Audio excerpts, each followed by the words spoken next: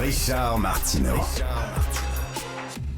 Alors, avant de donner le micro à Sophie Durocher, j'aimerais remercier énormément et chaleureusement l'équipe avec qui je travaille tous les jours, avec qui j'ai beaucoup de fun, à la réalisation, à la mise en onde, Noah Lepage. Merci beaucoup. Sous la supervision de M. Sébastien Laperrière. Merci beaucoup à vous deux. À la recherche, c'est les deux geeks, bien sûr, Maxime Sayer et Alexandre Moranville-Ouellette. À la mise en ligne, le cousin d'outre-mer, Maxime Ducou-Trouleau. Et le gardien du temps. Impitoyable. Impitoyable plus que jamais. Hugo Veilleux. Alors, j'avais avec moi, heureusement, Stéphanie Villeneuve et Alexandre Moranville-Ouellette. Merci beaucoup à vous deux. Alors, Sophie, oui. Les féministes, avec raison, dénoncent la misogynie des hommes québécois, mais tu dis qu'elles sont plus frileuses lorsque vient le temps de dénoncer la misogynie de gens d'autres. Venus d'ailleurs. Oui. D'abord, de n'importe où, à part le Québec. Alors, je t'explique un peu le contexte, parce que le contexte est important. Il y a un rapport, puis d'ailleurs, Rémi t'en a parlé un petit peu cette semaine, un rapport qui vient de fuiter sur le recrutement au sein des Forces armées canadiennes. On sait que les chiffres ont vraiment augmenté. Il y a eu vraiment une recrudescence, une augmentation du recrutement dans les C'est ça, forces Alexandre nous en a parlé un petit peu plus oui, tôt. bon. Tantôt. Alors donc, mais il y a un rapport qui a fuité où un certain monsieur Keeley, donc le rapport s'appelle le rapport Keeley, a fait enquête sur comment ça se passe, ce recrutement-là, et on a découvert beaucoup de failles. C'est-à-dire qu'il y a des gens qui sont recrutés dans certains... Excuse-moi, dans certains cas, c'était des résidents permanents. Dans certains cas, des gens qui étaient au Canada depuis seulement 3 mois. Alors, t'imagines, ça fait 3 mois que tu habites au Canada. Tu connais absolument rien de la façon dont la société fonctionne, mais on te recrute pour faire partie de l'armée, donc tu obtiens un entraînement, puis tu passes des tests, puis on te dit est-ce que tu feras un bon militaire ou pas, puis le taux d'échec est absolument énorme, comprends-tu? C'est vraiment beaucoup de problèmes. Mais je lisais le rapport parce qu'il y a un de nos collègues... Excuse-moi, parenthèse, quelqu'un qui s'en va dans les forces armées pour défendre ton pays, il faut que tu aies un attachement à ton pays viscéral. Tu l'as pas après 3 mois, cet attachement-là. Il faut que tu sois un patriote. Là. Tu dis, je vais aller défendre, je suis prêt à mourir pour défendre mon pays. D'autant plus que... Ou alors défendre ton pays ou défendre des valeurs. Et c'est là que ça devient important. Des valeurs qui sont importantes pour ton pays. Mais si ça fait juste 3 mois que tu es là, tu peux pas. Et là, c'est pas moi qui parle, c'est le monsieur qui a écrit le rapport, Mark Keeley. Il dit que dans certains cas, il y avait vraiment un choc culturel parce que les gens ne se sont pas acclimatés à la société canadienne, à la culture canadienne.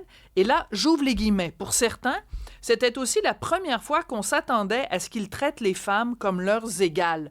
Fin de la citation.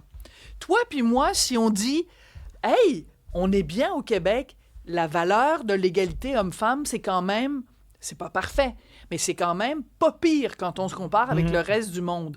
Ben, peut-être qu'on va se faire traiter de méchants xénophobes. Là, c'est un monsieur qui dit, on a un problème quand on recrute des gens qui viennent d'Afrique, qui viennent d'Asie, qui viennent d'Amérique latine, qui viennent d'ailleurs que l'Amérique du Nord ou du Canada.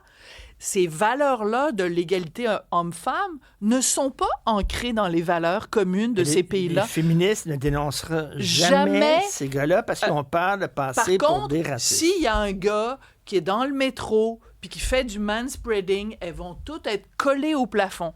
S'il y a un gars qui utilise pas le bon genre pour parler d'une femme transgenre, là, ils vont être collés au plafond. Mais cette phrase-là est quand même assez importante parce qu'on a quelqu'un qui dit... Écoutez, c'est pas une question de jugement de ces personnes-là. Les pays d'où ces gens viennent, la valeur de l'égalité homme-femme, il n'y en a pas. Dans certains cas, les chameaux, les zèbres, prendre n'importe quel animal a plus de droits ou plus de valeur que les femmes. Des fois, on a-tu le droit de le dire sans se faire traiter de vilaines personnes? Et des fois... Et ça pose des enjeux. Et on dit, il y a des femmes qui se font siffler après dans la rue. Moi, j'aimerais ça savoir, c'est-tu par des Québécois de souche ou par des gens qui viennent d'arriver puis qui pensent que c'est comme ça que tu abordes des femmes? Je sais si pas. Tu regardes les séries, si tu regardes les séries québécoises, évidemment, chaque fois qu'il y a des mononcles, c'est toujours... Bon, bref. Mais tout des ça Québécois pour de dire souche. que... Tous des Québécois de souche parce que la misogynie, l'homophobie n'existe pas dans les autres communautés. Mais ce serait intéressant parce que là, c'est un rapport dans le milieu de l'armée. Mais imagine les mêmes individus placés dans je sais pas moi, dans une usine de fabrication de chaussures ou dans un bureau du gouvernement, ça se peut-tu que des fois, il y ait des gens qui viennent d'autres pays, qui sont pas au Canada depuis très longtemps, puis que quand on leur dit, ben, ton patron, c'est une patronne, qui disent, ben là, c'est pas vrai que c'est une femme qui va me donner des ordres.